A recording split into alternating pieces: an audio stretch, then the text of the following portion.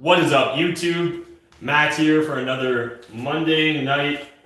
How's that go? Matt McKeever Monday Marijuana Madness or something like that, right? It's a McKeever Madness now. Or yeah, Janelle's trying the new working title of McKeever Madness. Let us know which naming convention you guys prefer when it comes to hanging out with me in my bathroom smoking weed. But either way, appreciate those of you on Instagram, those of you on YouTube that hang out with me every single Monday night. We just kind of chill in my bathroom while I partake in some marijuana. So quick, before I jump into it, I'll give my quick little disclaimer that I give just about every single night that we go live here in the bathroom. You know, do your own research, do your own due diligence, figure out what's right for you. But I do find that a lot of individuals jump to conclusions in regards to marijuana, and they've often been misinformed by government and society and friends and family who may mean well, but don't really have all the facts. When you look at your vices in general, often if you actually look at the vices and their impacts on society, you'll often find that most violent crimes happen not under the imbibing in marijuana, but with alcohol. So I think 89% of violent incidences occur under the influence of alcohol. So everyone's got their own vices, figure out what's right for you guys, but certainly for me, I think marijuana is a much better advice for the average person, straight up, just my opinion. But again, dive in, read some of those medical journal summaries. In fact, you'll probably find that marijuana's got some interesting potential upsides, especially if your brain is fully formed. Usually then, consequences pretty low. But anyways, tonight, a little bit different than most nights. One, I'm running a little bit late tonight, so I didn't get a chance to roll a joint. So I'm going to smoke out of a bong. Two, you guys are going to learn a lot about me and my marijuana habits when you see me smoke out of the bong, because I assume you guys are just going to tear me apart because my bong is dirty AF. In fact, I'm one of those people that just, when their bong gets too dirty, they go and buy another bong rather than really try and win the war of cleaning the bong. So one, I'd love to hear from you guys. Are you like me and you're the sort of person that you just smoke that bong until it's so disgusting you can't stand yourself and then you go buy another bong? Or are you one of the people that takes care of it and really treats it like an investment? I would love to hear. Let me know in the comments section whether you are in the dirty bong club or whether you keep your shit tight and clean. How do you finance so many deals? Well, it's a variety of approaches, but regardless, at some point in time with real estate investing, if you really want to scale your business, you're going to be forced to start using OPM. And when it comes to OPM, you're really going to have to get comfortable talking with others and really developing win-win scenarios. So whether you're looking at taking on JV partners and using OPM through that channel, or whether you're looking at just borrowing hard money from private lenders, again, lots of options. Interesting, a lot of you guys are saying like only joints and bong or pipes. Not a lot of bong smokers. Interesting. Did I miss a memo or something? Is bong smoking not cool anymore? I don't really stay up on the trend, so you guys are going to have to let me know. I prefer a stuffed rock cone. Yeah, that's fancy. Do you smoke every day? I don't smoke every single day, but I definitely smoke quite often. So there's been times in my life where I was like 364 days of the year, I just would not smoke on Christmas Day. These days I'm a little bit less intense, so I'm probably like a 320 days of the year smoker. So that's still a lot. And in fact, probably not the ideal balance, but at the same time, you know, no one's perfect. So I ebb and flow with it as the case may be. Awesome though that I've got 30 people hanging out on Instagram, another 30 on YouTube exactly. That is super cool. So appreciate all you guys. I had 5 bowls this morning, only one of which was cereal. All right, well, that is a heck of a morning, man, but appreciate you still making it to tonight with us. Would you shave your beard for $100? Oh man, I would not shave my beard for $100. Do you know how long this shit takes to grow, guys? There's no way you're shaving this shit for $100. Hell, my barber would charge me almost $100. Oh, I forgot my lighter.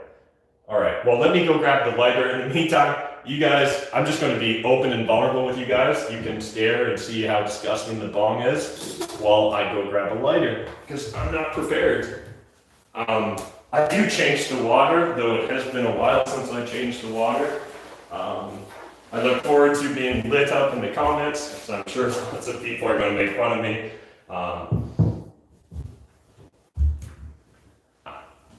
I'm in fact capable of maintaining things, I just choose not to. I don't even know if that's better or worse. But let's do this.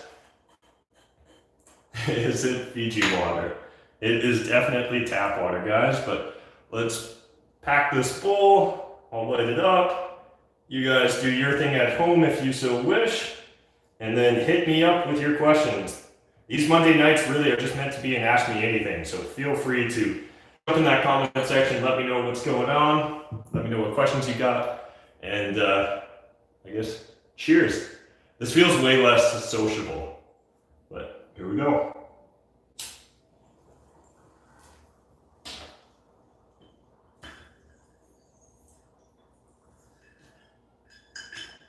All right.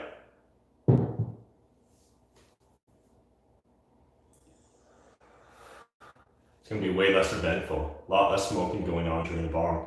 But how long did it take to grow the beard? So the beard is definitely a work in progress, but it's definitely been since COVID, since I even trimmed it. But I was growing it before then. I'm pretty sure I shaved it at the start of the year, I want to say. I usually shave it around the start of the year just to shake things up. I don't know if I did though this year. I mustn't have. Or if I did, I must have just trimmed it. I'm honestly not sure. I want to say like, it was probably kind of this length pre-COVID, and then it's just been like, since then. So, also it's pretty crazy. COVID's been going on for a while, guys, in case you're not paying attention.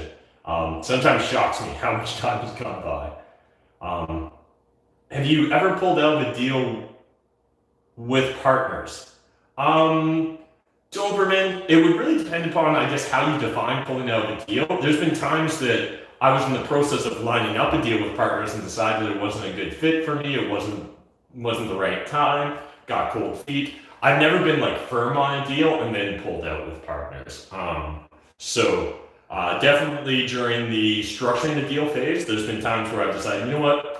I feel like this isn't going to be the right partnership. Maybe our interests aren't aligned. I've definitely wound up partners as well. So there's times that like maybe you get halfway down through your process or whatever. Maybe you've owned the property for a day, a month, or a year. And either way, you decide that it's time to move on. So right now, I'm actually in the process of having a lot of my business partners buy me out.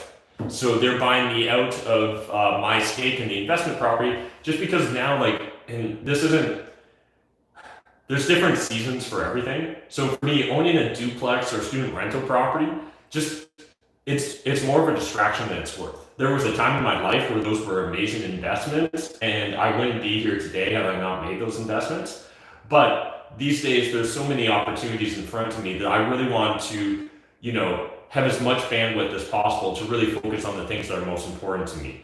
And so in that case, it's really not about buying a duplex, buying a student rental, or operating in my existing properties. It's more buying apartment buildings, running Cashflow Tribe, running my social media brands, meeting and networking with other CEOs and high performers. Those are the things that I personally get the most value out of. So I'm actually in the process of wrapping up a lot of my partnerships. See a bunch of comments going on YouTube though. Awesome that we got 40 of you guys chilling here. I know you've been getting into multis, so my question is, what kind of due diligence do you do prior to seeing the numbers and putting in an offer? Could you walk through some of these steps? Sure, Bobby. So I'm happy to cover some of your questions there. So when looking at like larger multifamily deals, what sort of due diligence are we doing before we make an offer? Answer's going to be very frustrating, but it's completely true. It really depends. So there are properties, guys, that we literally go blind into. So there's properties where I don't even know how many apartments there are in the building. I don't know what the gross rents are. I don't know what the vacancy rate is. I don't know what the expenses are. I literally know nothing other than it's a building, and I'll make an offer on it. So sometimes under those extreme scenarios, we're just throwing a dart and we're just going to see if we hit something. And then if we hit, then we're going to dive deep into it and see whether it works. We might end up having to renegotiate. We're being transparent with the seller. So oftentimes we'll find Someone that's not necessarily a motivated seller, they're just a property owner. And we'll be like, hey, Mr. Property Owner, can I throw an offer in on your property? And they're like, I'm not really interested in selling. And we're like, I'm still going to write that offer anyways. Hey, here's an offer based upon what I understand. Looked like there was 22 mailboxes, looked like there was 14 apartments, whatever it is. Based upon our general buying numbers, this is what I believe I can do if the property is in average condition. And so again, under those circumstances, we're really doing almost no due diligence. We're just kind of throwing an offer and seeing what sticks. On the flip side, sometimes you're in a competitive market where you need to do a lot of research and you've only got one shot. Hey, if this deal doesn't work with you, if your first offer doesn't get accepted, we're going to list the property on realtor.ca, or we're going to list with a realtor. Okay, well, I've got one shot. I'm going to try and do as much due diligence as possible.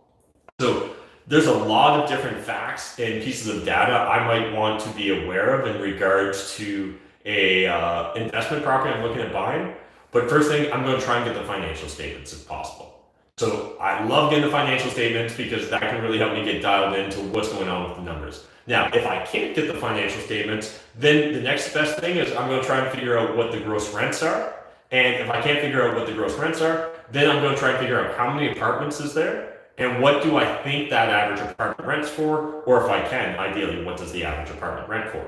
So again, sometimes it's as basic as literally going and counting the number of units or doors or mailboxes and the number of electrical meters, or staking out the property and talking to the tenants that live there and being like, hey, how many people live in this building? How many apartments are there? Is there 8 apartments on each floor and it's 3 stories? And okay, so it's like, gotcha. So like, that's really the approach we're taking there. And again, if we don't know much about the numbers, the next thing we're going to do is once we can guesstimate what the gross rents are, then I'm going to guesstimate what the expenses are. Again, if I have no data, I'm probably going to use the 50% rule. So what I'm going to assume is that the expenses are going to be 50% of the gross rents. So if I estimate that, let's say it's $1,000 a month is what I think the average apartment's rented for, and it's 10 apartments. Okay, well that's $10,000 a month. I'm going to assume that my average expense is going to be $5,000 a month for that property. And that's usually going to be before debt service, depends on how you run your numbers and structure your deals and the market you're obviously buying in. But as a general rule of thumb, that's going to be the direction I'm headed in regards to where my expenses are. So then based upon that, I'm going to figure out what's the maximum debt service that I can cover. So what total debt payment could I take out of my net cash flows before debt service? So for example, 10,000 subtract 5,000 equals 5,000. So then what's my business model? Maybe my business model is I want to cash flow at least $100 a month per unit. Well, in that case, I'm going to take $5,000, subtract $1,000, which is 10 times 100. And my business model is I want to make $100 a month in cash flow per 10 apartments. So now $4,000 a month is my total debt service that I can afford to payment. Now that could be structured as blended payments, which is principal plus interest, or it could be interest only payments. And so that's really where the creativity in your deal structure comes into play, is once you understand what can you afford for debt service for the business model you're trying to implement. Now again, this works if you're focused on cash flow. Maybe you're focused on a different metric. Maybe you're flipping apartment buildings. Or maybe you're trying to BRRRR apartment buildings and the cash flow is less important and the velocity of your cash is. Again, it really depends upon what you're trying to accomplish. But for me, that's really the first things we're going to look at. Now, as far as other due diligence, again, if we feel like we've only got one shot at this, I'm always going to take a drive out to the property if I'm driving distance. If not, I'm going to get someone else to drive out to the property. I'm going to ideally, at a minimum, walk the perimeter of the property. Because again, you'll rarely get in trouble for that. I'm going to walk around the parking lot. I'm going to pay attention to everything. I'm going to be looking at like, what sort of cars do the tenants drive? You know, what sort of condition is the garbage area, right? Is garbage area is just a clusterfuck? Well, it's probably an indication that these tenants don't take ownership of the property and they don't take ownership of their mess. And so if I notice that and all the cars are beaten down, I notice a bunch of like, you know, again, we're just being very observant and trying to, you know, build the most likely narrative possible. And again, then we're going to fill it in with facts as more facts become known to us. Usually in most apartment buildings, it's pretty easy to get inside of it. So even if it's a controlled entry, usually the door is ajar or usually a tenant will let me in. So again, now I'm going to walk the hallways. And again, I'm just kind of looking around, trying to gauge the condition, right? Like, do I see a bunch of door handles or deadbolts that look like they've been kicked at? Can I tell if the door's been kicked in before? Does the door jamb or door frame look all bent out of shape? All these little things are very telling, right? Or are the hallways spotless and immaculate and everyone's got beautiful little doormats that say welcome in front of their units? All those things are very helpful, right? Does it stink of cigarette smoke and just like spilled milk? Or is it clean and tidy and everyone makes eye contact and smiles at me? Again, all those little things are very telling. And if I don't think I'm going to get a lot of information from the seller, then I need to take it upon myself to really try and gain as much knowledge and perspective as possible in that regards.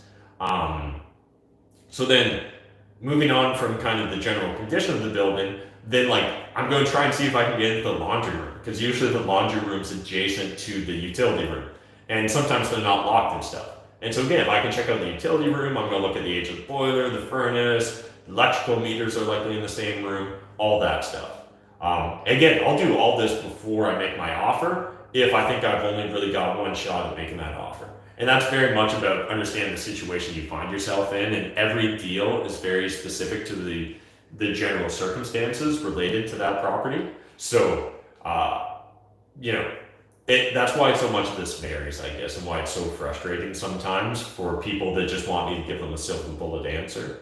But yeah, those are going to be the primary things. And then finally, I'm going to talk to the tenants. Hey, do you like living here? What's it like?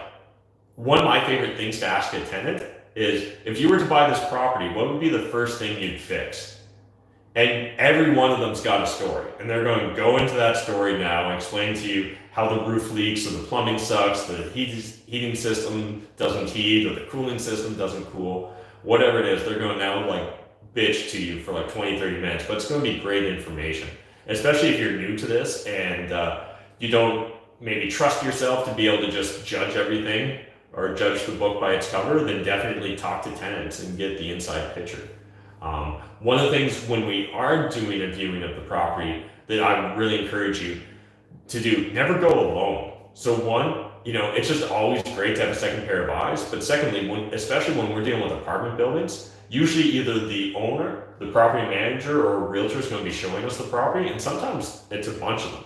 And so that can be distracting. They're talking to you, and so you don't get to pay as much attention to what's going on in the building.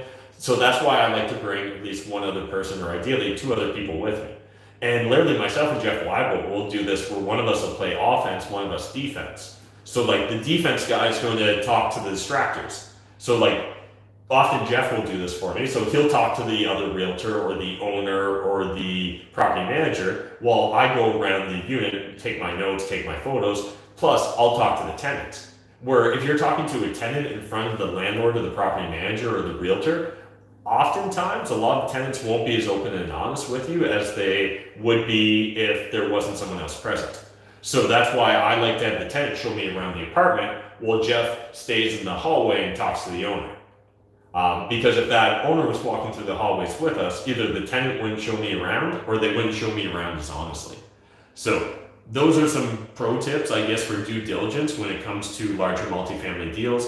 Otherwise, do all the bare basics, right? Look on Google Street View, go back in time, look at Google satellite images, just get a feel for the lay of land, look it up on your local zoning maps. Most of those are online these days as well. So it's really just about, to me, gathering as much information as possible. Information asymmetry is the name of the game when it comes to investing, whether it be real estate or otherwise.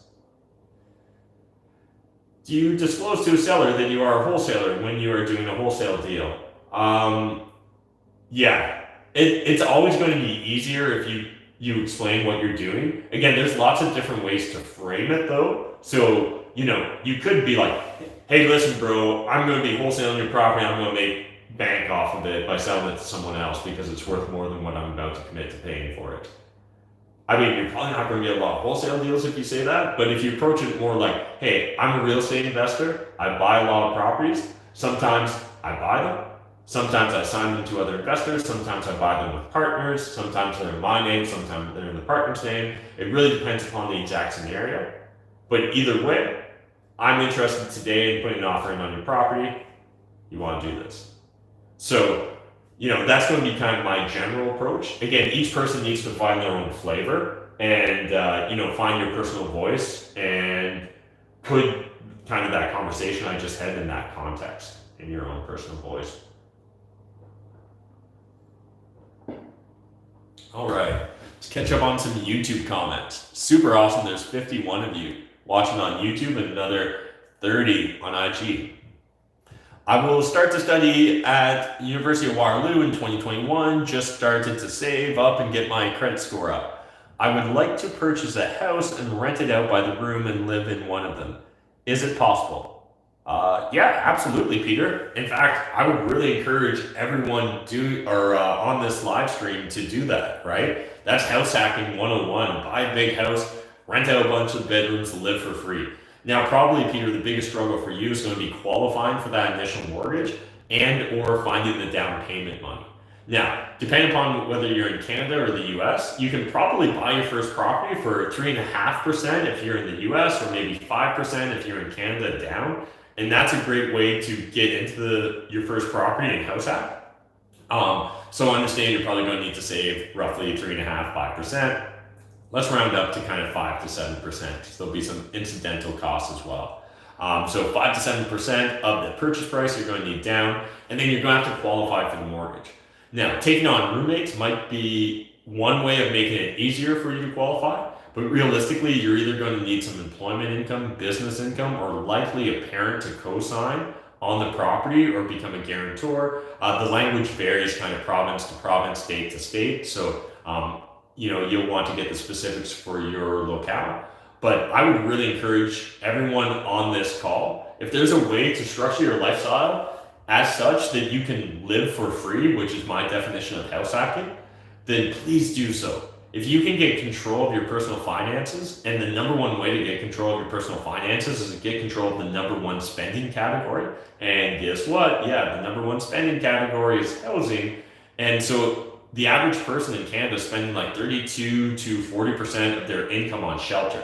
So if you can find a way to get your shelter for free, it means that you can probably save 32 to 40% of your income like that. Plus, if you're already, a slightly above average Canadian, you were saving 10%.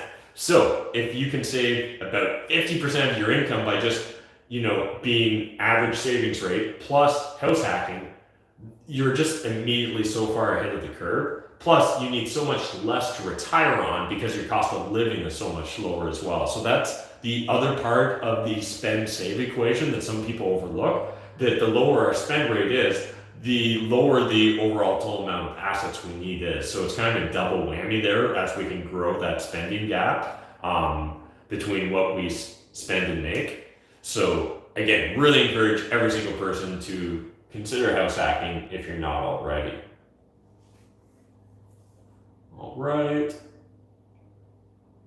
Can you still do BRRRR if you only put 5% down on the property? Absolutely, just your refinancing looks a little bit differently, right? Because you got to pay off your initial mortgage. So just be aware of that. You're moving on to bigger things, which is understandable. Awesome, appreciate it.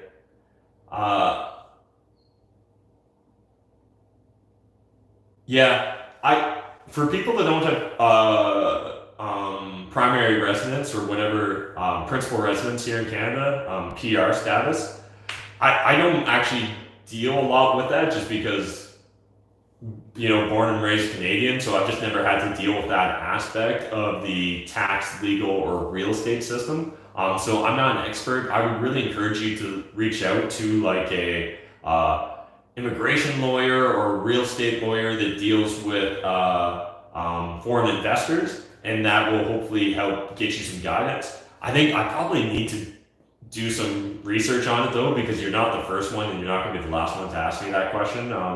So I will maybe try and make some videos on that in the future, but for now, your best bet is probably reach out to an expert and hopefully they can give you some guidance.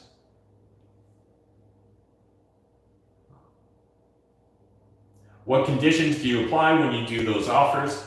So each offer, again, is very unique to the property, but in general, we're going to be making a conditional offer, and the condition's going to be at our sole and absolute discretion.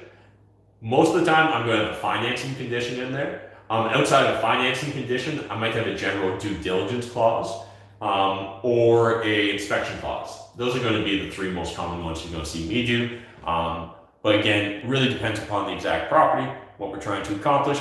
Appreciate the 28 likes I've got so far, but there is 50 people watching, so if the other 22 could smash the like button, that'd be much appreciated. And IG, do your version of smashing the like button too. That is also appreciated. Do you know how mortgage brokers find annual income for employed individuals? Is it 2 years of income? Yeah, Zach. So in general, mortgage agents are going to like it if you've got 2 years of verifiable like T4 income. That's going to make you one of their more preferred or like AAA lending options. So that would be ideal in their mind. If not, they may want to see something like a employment letter. They might want to see confirmation that you're not on probation or that you're in good standing. They often want to see 2 recent paychecks or pay stubs. And they may even want to see the money being deposited into your bank account. So again, depends upon the individual lender in regards to what they all want, but those wouldn't be uncommon requests.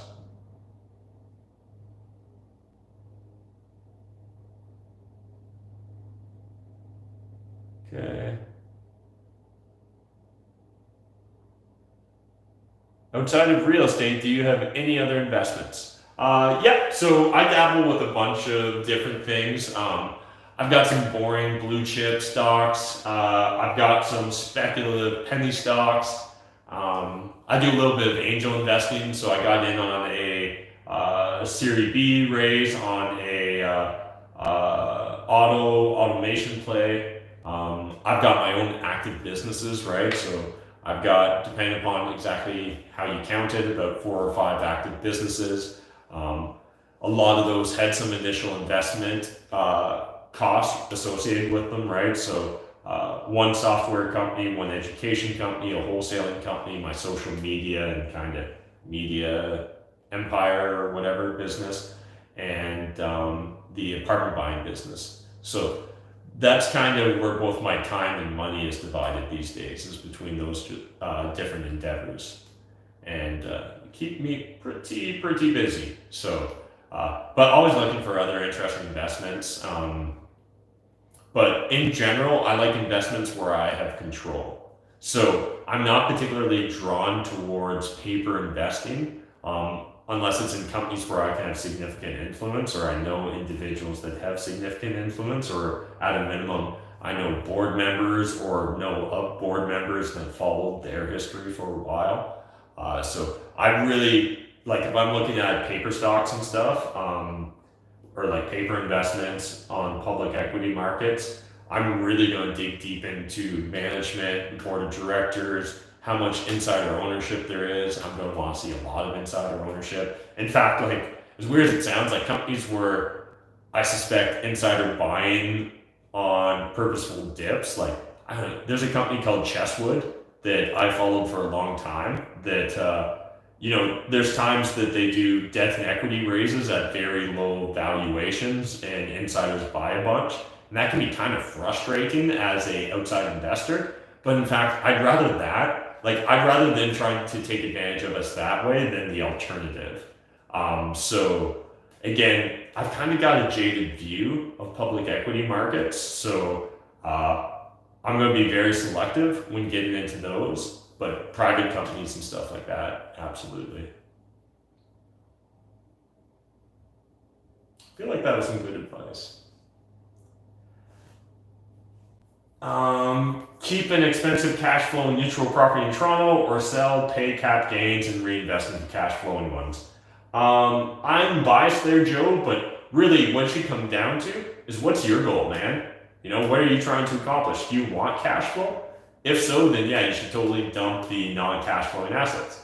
If you're just looking to grow your net worth and someday cash out and have a nest egg, who knows? Maybe that Toronto cash flow neutral property makes sense. It definitely isn't a business model I like, so I wouldn't be holding on to it. But again, my goals are likely different than yours. Hey, what's up, Mark Smith? Do you own your own house? No, so I rent this house. And I'm straight up transparent about that, guys. So recently, Jeff Weibel introduced me to, there's a cool Instagram account called like Ball Busters. And they literally just expose fake gurus and shit. And so like they're exposing all these fake gurus that rent their mansion and like don't own anything. Just so we're all clear, I've never claimed to own this house. I've always bragged about renting it. I live with roommates. I sleep in a closet.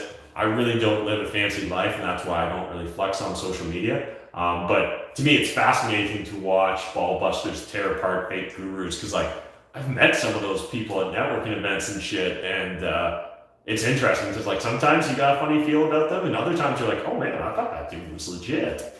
Interesting. So that is interesting, I guess. But anyways, back to why I rent this place. It just doesn't make sense financially, right? I can rent it out for we pay like $2,800 a month-ish, somewhere around there in rent, plus utilities. And it would cost $700 and change to like buy this place. So to me, the math is really simple. The flexibility of renting makes so much more sense, especially once you consider the sunk cost of like, 5% realtor fees if you're to try and sell the property, or 4.5%, whatever. Yeah, it makes so much sense to stay liquid and, invest in, cash producing assets rather than something that's really just an appreciation play, in my opinion. Now, some people will hate on me and talk about, the personal residence capital gains exemption and, how you can maximize that. Yeah, absolutely. We can play devil's advocate and argue in circles in regards to tax optimization strategies and investment optimization. But I think in general, the key is if you can keep your lifestyle and personal overhead low, it's going to give you the greatest flexibility. And with that great flexibility, you can take on greater risk investments. And if if you're doing this often enough and you've got a robust enough or resilient enough lifestyle and passive income, you can just keep betting on those long plays and plant seeds. And rather than planting corn, you can plant oaks. And that's really what I think has been one of my personal, the personal choices I made that really set me up for success. I'm planning on starting a real estate investment group in my area. Awesome, man. Strongly encourage it. Do you have any recommendations or tips on how to organize and run this group? Should there be rules or more organic? Quinn, really depends upon what you're trying to accomplish by starting a real estate meetup group, but I would encourage every single person to go start a real estate investment meetup group. Even if you know nothing about real estate, it's naturally going to make you the hub or the center, and people come to you as the hub or the center. So if you guys didn't know, before I started my YouTube, or no, was it before or after? I don't really remember, but around the time I started my YouTube channel, I also started a bunch of meetup groups. And those meetup groups really gave me a lot of interesting and unique opportunities and even built a lot of credibility for myself. And the saying, problems are profits, the t-shirt and hat and swag that we wear all the time and give away these days, that all came from me being a host of network groups. Because people would come to me with their problems, and eventually I just realized that problems were really just profit centers in disguise. And so these people would bring me their problems, but I'd be able to either help them profit or co-profit or profit off of it. Hey Matt, I've got this great private lead, but I don't got the money to buy it. Cool. Sell it to me, or let's co-wholesale it, or let me buy it, or whatever, And again, just so many interesting opportunities came throughout my real estate investing career because of that, because of being like the networking host. So I would really encourage you to do it. As far as what to do, start a Facebook group, start a Facebook event, get a meetup.com account, so meetup.com, and host it on there, and then also put it on Eventbrite. And so Meetup will charge you like a small fee. You might be able to do one group for free. I forget about that. And wow, that looks red. But yeah, anyways, Meetup.com maybe is like $200 a year, but it's actually worth paying for Meetup.com, guys. And you probably don't think it is, but that's where like all the middle-aged and baby boomers go to find networking groups and events. So it's really going to draw a wide spectrum of investors to your group, which is actually great because you really want a diverse group as a Meetup host, because that's when you really get to a kind of sustainable culture where like it keeps compelling itself forward when everyone can kind of find a place in your community. And so, Facebook's free, Eventbrite's free, and Meetup's like $200 a year maybe. And that might be in Canadian, so it's probably in cheaper US. So for about $200 startup fee, you could get yourself on all the platforms that matter and get a trickle of strangers coming, and then just invite a handful of your friends for the first meetup group. Call in a few favors if you have to, get your brother or sister to come. Just try and have half a dozen plants in the group, and then if a few more people organically show up, take a few photos and things like that, post it on the groups and stuff. Some people are going to be weird about getting their photo taken. Just try and power through it, because you need some social proof to share on those groups to really help it get traction. But starting meetup groups was one of the best things I ever did. So I would strongly encourage anyone that's on the fence about it, do it. And don't let COVID-19 hold you back. Do meetups in the park. Do it during the day when the sun's out. Apparently that's supposed to make it a lot safer. Or do it on Zoom. Again, pay that $200 a year for a Zoom premium account. Host groups. Make sure you're on a great, stable internet connection. Plug into your router, and just roll with it. But consistency is key. That's the thing that kills most meetup groups, is the meetup host does 1 to 5 events, and then they crash. And they crash because either they weren't prepared for the success they get, they were underwhelmed by the turnout they got, or life just got in the way and they didn't make the meetup group a priority. So for a lot of people, having a partner with a meetup group can really help you just from an accountability standpoint, as well as filling in the gaps and your weaknesses if you get pulled in multiple directions. And often when you're starting a real estate investment meetup group, you also want to be an investor. And usually being an investor in a meetup group host is a side hustle to you. So you also got your main hustle. And then if you got family and a few other things, all of a sudden it can be really easy to let the meetup group drop and not follow through on it. But consistency is absolutely critical. You need to commit to monthly meetups, and you need to do it for a year. Rain or shine, even if it's just you showing up, commit to it for a year, and you'll eventually start to get traction, especially if you're on all 3 of the platforms I told you to set it up on. We looked at some cool places in Toronto. Nothing that was perfect though. We found the perfect outdoors, but it didn't have a perfect indoors. Oh man, the place we found was so beautiful, guys. It had a sandy beach. It was in Hamilton, or Hamilton area along the QEW. It was right by an exit. It absolutely gorgeous exterior. It had a greenhouse attached to it. But the indoors was kind of like grandma's house, and a really small 5 bedrooms. So it just wasn't going to work for us, because if we're going to invest the sort of money we're looking at paying in rent for the new joint, it needs to satisfy a lot of different needs for us. And one of it is it needs to look good on social media, just straight up, right? It turns out people care what things look like. Obviously I'm not one that really gets too worked up in superficial things or shallow things, but it turns out it really matters, and it can really help you garner more attention and more awareness in general. So that's a big puzzle piece for us on this new place. So if any of you guys know of a great mansion in the high 4 to low 5 figure a month range, DM your boy. But it's got to be pimp. What are your thoughts on the Welland market? I know lots of investors in Welland. They seem to be doing quite well there. Seems to be a pretty robust market. Welland's got the college there too, right? Most of the investors I know in Welland enjoy it and are consistently looking for more investment opportunities. Hey, what's up, Johnny? Would you ever recommend buying a cottage for the purpose of Airbnb only, or would you prefer to buy multifamily and for Airbnb and always lease and sublease? Curious on your thoughts. Yeah, Kirkland. So I know people that do cottages and Airbnb is their business model, and they do very well for themselves. So I'm no way of hating on that business model. For me personally, I don't think I'd want to do it on a large scale.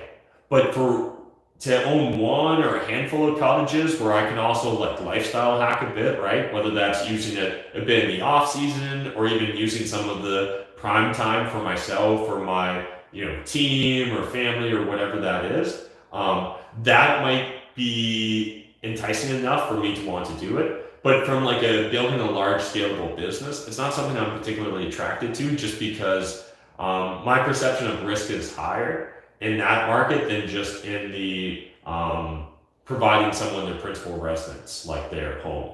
So that's why I'm more drawn to apartment buildings, but I think you can make money certainly doing Airbnb cottages. And if you're interested, like check out the videos I've done with Leemore, as well as the videos I did with Kyle Ford on my YouTube channel.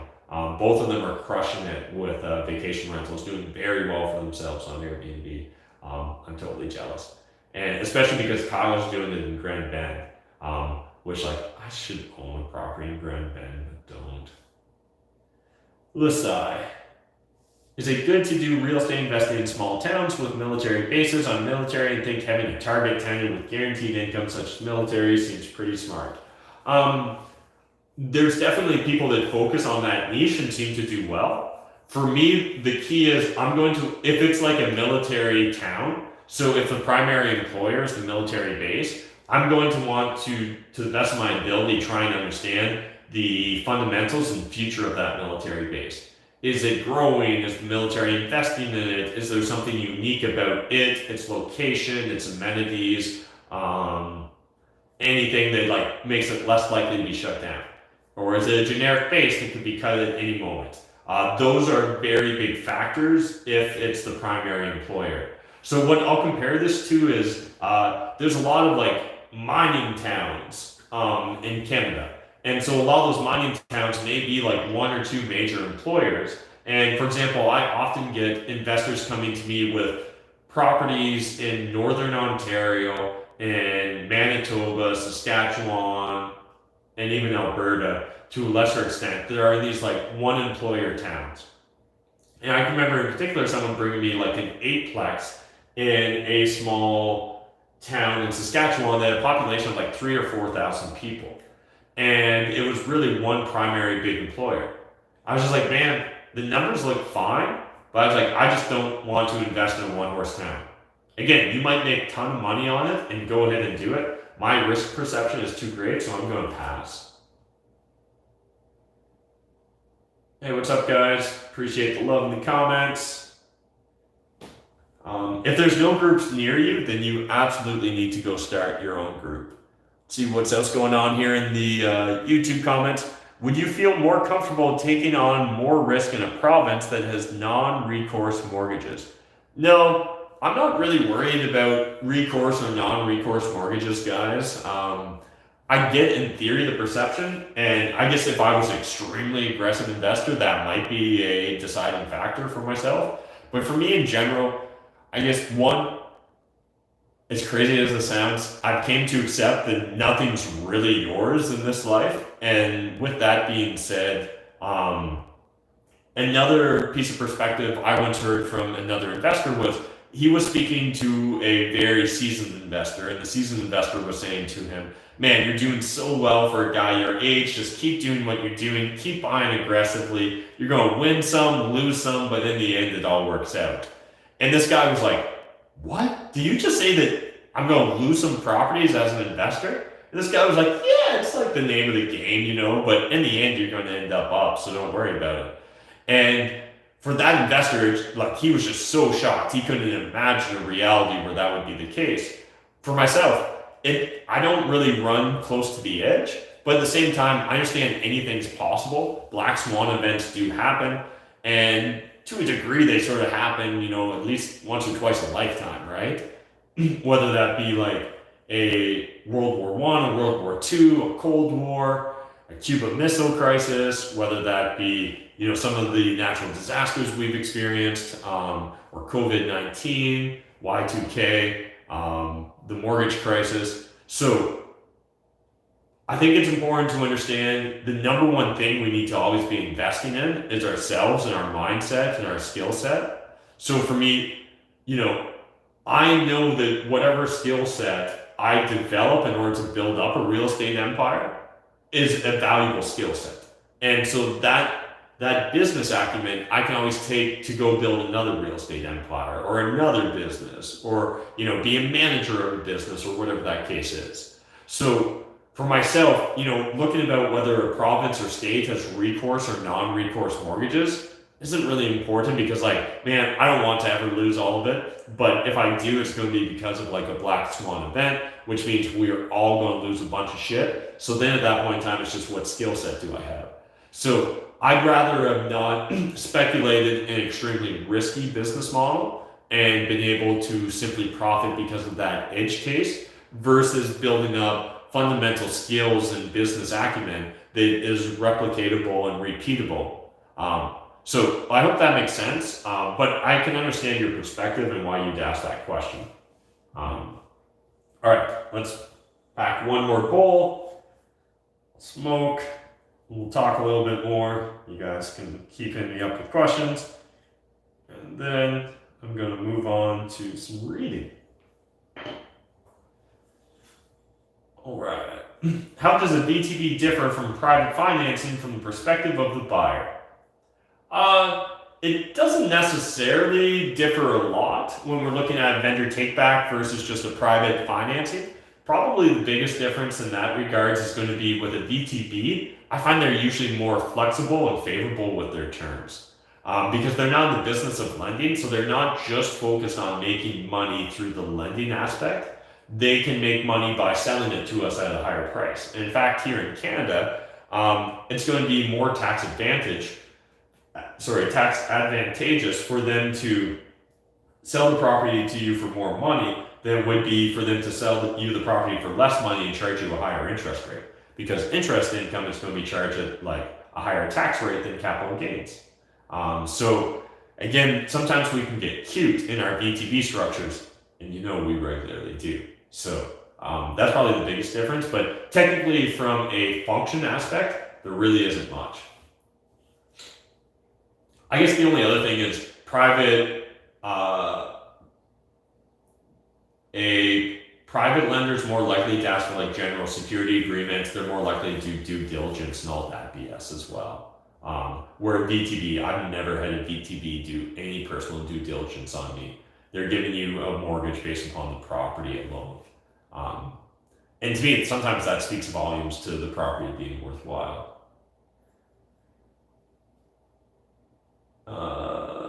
How do you feel about people investing in the East, as in East Ontario? Michael, yeah, to me, I think it's all about fundamentals. So way less concerned about where you invest in regards to where it is on a map, and more about where the fundamentals are at in that market.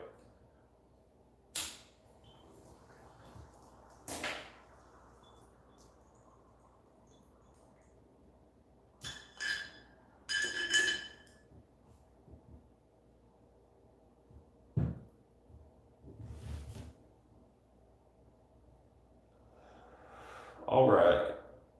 What's my favorite edible? I don't really have a favorite edible.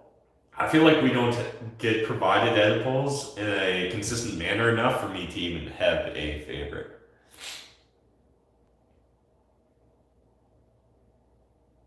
Do I operate any short-term rentals? Yeah, we got some Airbnbs. They don't do as well as they used to pre-COVID, but we operate some. All right, Johnny, well, I'm glad you're happy I hit the bong again.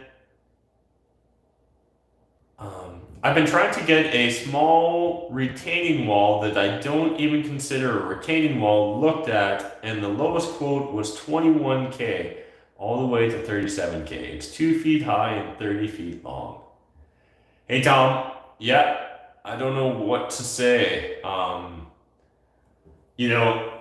I don't really have any retaining walls. I've never had to replace one either, so I don't have much knowledge. That sounds expensive. I would hope that there's a way to do it for less money than that, but maybe it's really pretty. But yeah, dropping 30 G's on a retaining wall does not sound like fun to me, so I definitely feel for you. Just keep, like, if you've only got 2 or 3 quotes, I would at least get 5 to 10 if you don't like the prices you're getting. But if after 10 you're getting all the same, either you're going to have to find a radically different solution, or you're going to have to come to terms with that one. Also, you mentioned in an early video that you don't do taxes. How do you go about doing that? Sorry, like when I say I don't do taxes, I mean like I don't file my own taxes, right? Like I pay someone else to do my taxes. So like, and I mean like as a CPA, I don't do other people's taxes either. So I think that you might just be getting confused about that. So people are always asking me for tax advice, and I'm always like, guys, like I can give you some basic understanding, but I'm not like a tax ninja because I'm not day to day fighting that battle. Are you going to continue to invest mainly in London? Yeah, I'm going to continue to invest in Southwestern Ontario. Big part of the reason that I invest in Southwestern Ontario is I've got a perception, at least, that I've got a competitive advantage in this market here because I've been investing here for 10 plus years now, born and raised north of the city. Know a lot of investors in this market, a lot of realtors, have a lot of people working on my team in real estate. So again, for me, it's all about trying to find a competitive advantage and use it, to your advantage. So trying to become an expert in London, Ontario, and Southwestern Ontario. Eventually, I may look at branching out into other markets, but I'm certainly not going to just go about investing abroad for just the sake of it. Like, I think sometimes people just go looking for adventure. I'm not that guy. It needs to make sense for me. It needs to be part of a bigger strategy for me to go chase or slay that dragon. I'm not just looking to go invest in every state to say I could do it. So that's my thoughts. What's my favorite color of Problems or Profit shirt? I actually like them all, but I really do like the colored ones right now just because they're different. So we got the blue and the red. But definitely still enjoy the classic black as well. But pretty much these days, I'm always wearing Problems or Profits merch. Wearing and being the brand. What book are you reading now? Yeah, we've got like black with white wording. If you mean like a black shirt with black lettering, that I guess would be interesting, but I don't know if you'd see it well. Books I'm currently reading. I'm just about to finish the book, The Third Door. Originally came across it through the show Impact Theory, Tom Bayou's YouTube video series. Really love that book, The Third Door. Got a lot of value from it as well as the Impact Theory. Right now I'm reading a really interesting book about World War II. It's called The Eastern Front. I'm not sure if I'm going to be able to remember the author's name, but if you're a hardcore history buff and you want the reference, DM me and I'll hook you up. But it's essentially about this Belgian volunteer in the German army that fought on the Eastern Front, and it's his memoirs about it. Fascinating. Crazy, but fascinating. So, again, any hardcore history buffs, DM me, I'll hook you up. And then otherwise, I think I've got Utopia for Realists coming up next on my playlist. I've got so many audiobooks in my wish list that I haven't completed yet. Although I recently finished listening to Superfans. That was a cool book. In the last month, I finished Ben Horowitz's new book, What You Do Is Who You Are. Strongly recommend any of Ben Horowitz's books, so you guys should definitely get on those if you're not already. And I probably could just go on and on about books. The 4 Disciplines of Execution, I think is a great book if you're an entrepreneur and you're struggling to find success or even define success, or help define success for your team.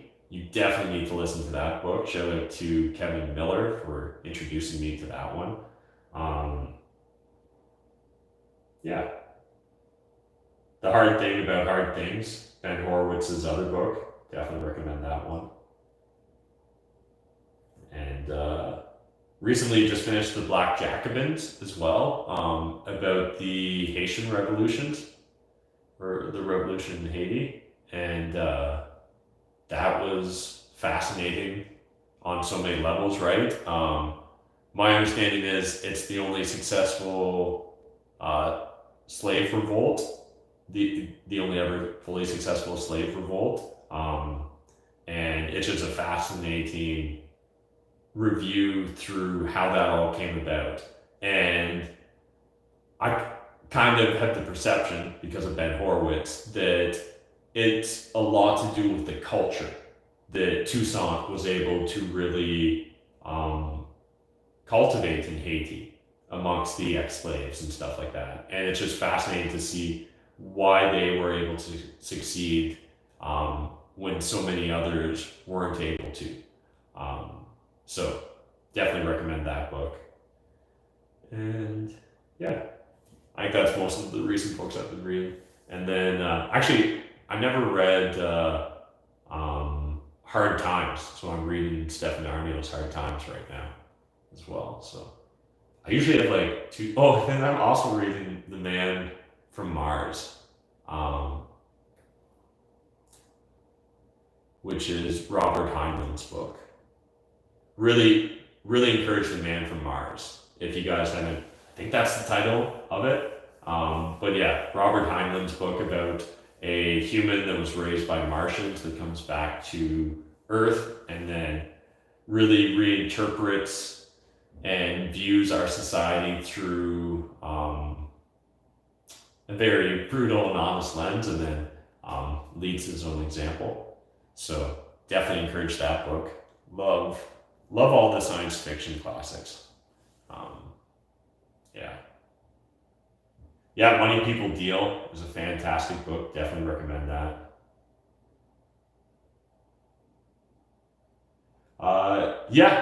I do schedule a lot of stuff in my calendar these days, guys, and it often is jam-packed, but I still, like, whenever I got gap moments, right, or like you plan to do an interview and then someone cancels, well, that's often when I'm going, like, listen to a book or read a book.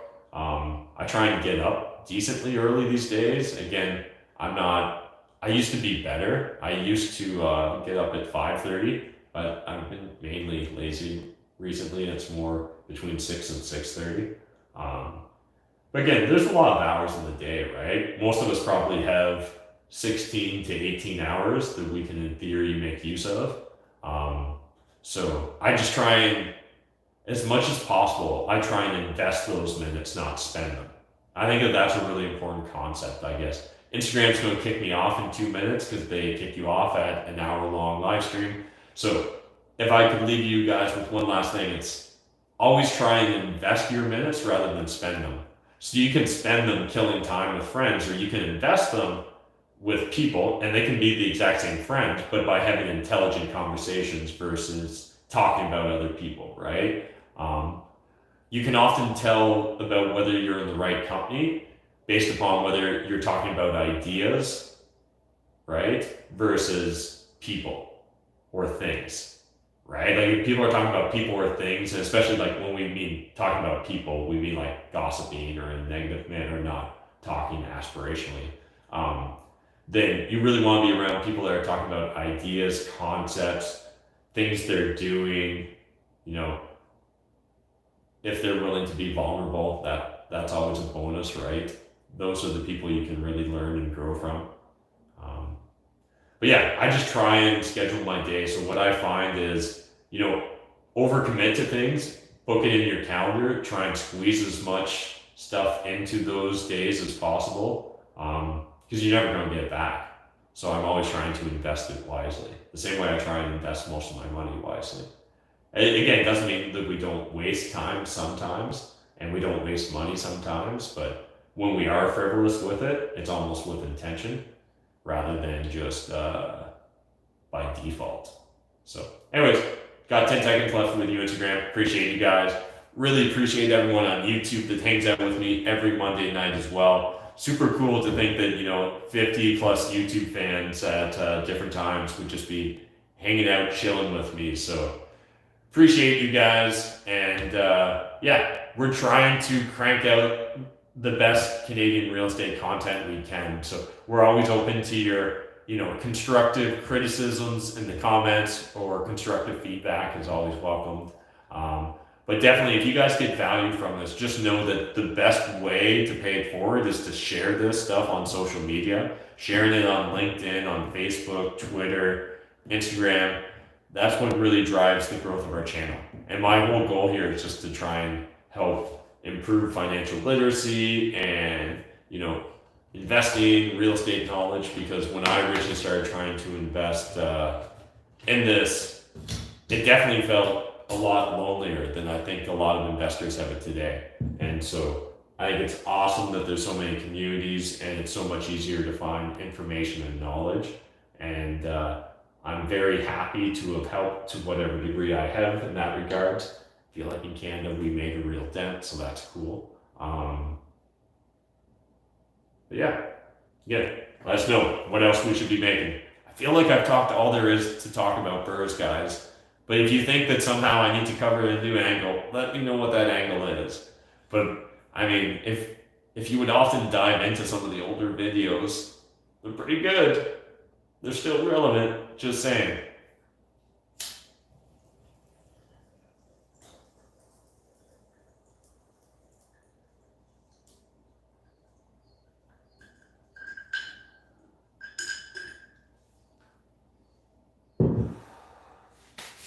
All right, well, that was a bonus smoke just for the YouTube subs, because Instagram kicks me off at an hour long.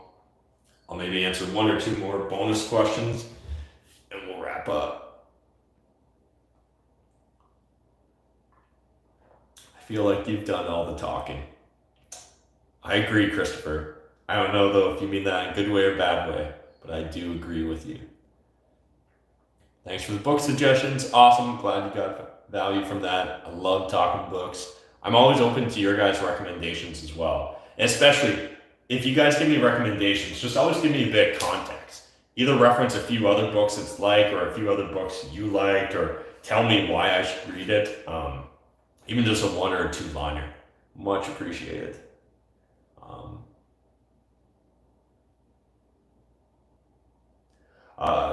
Short versus long-term profitability. Short-term rental profitability and your thoughts in general. I think in general, short-term rentals are more profitable. They should be in general as well, because I think there's a slightly higher risk with them. But that risk is usually fairly compensated by the reward of being higher reward. So, I think the biggest thing that you have to be aware of is that the sharing economy and things like Airbnb right now are still in a relatively fragile state because they're kind of new.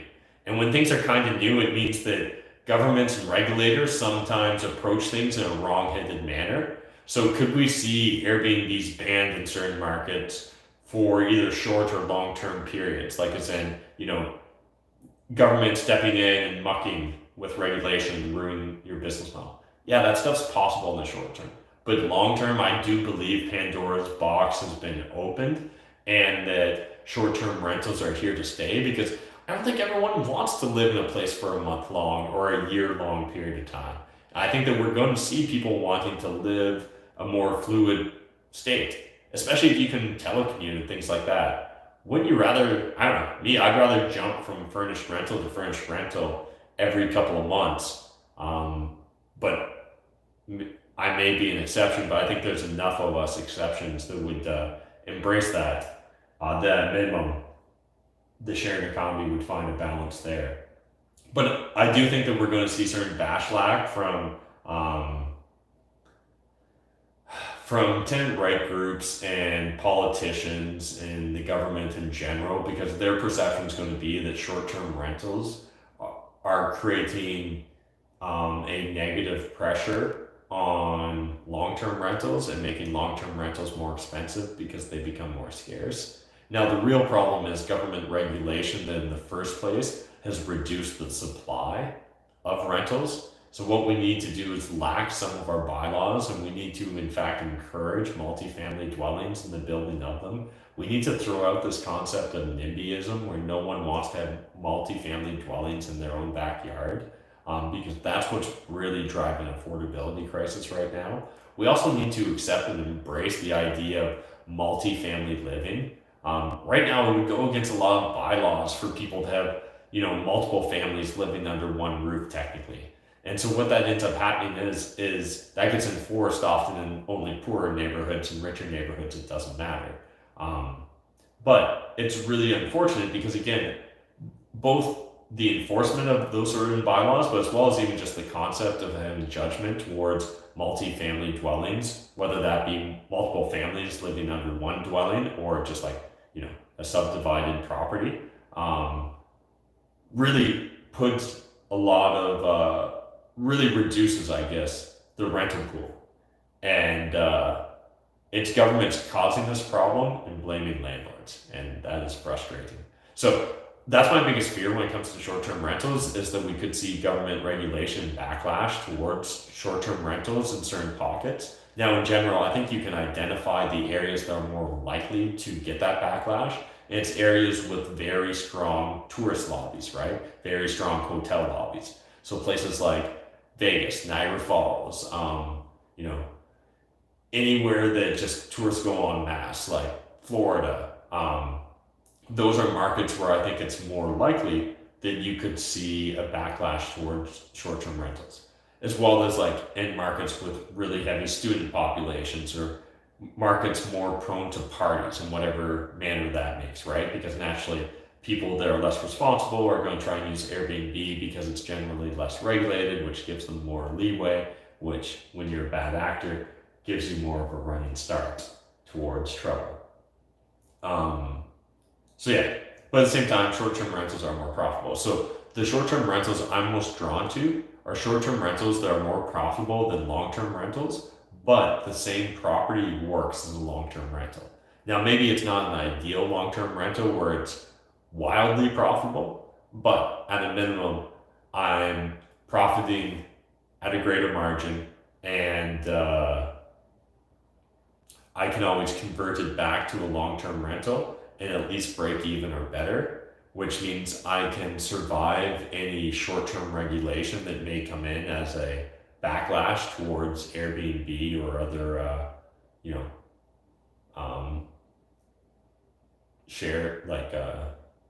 short-term rental platforms. So, yeah. All right. Awesome. Great time, YouTube. Appreciate you guys hanging out with me. Hope you got value from that answer. And we'll see you next Monday night.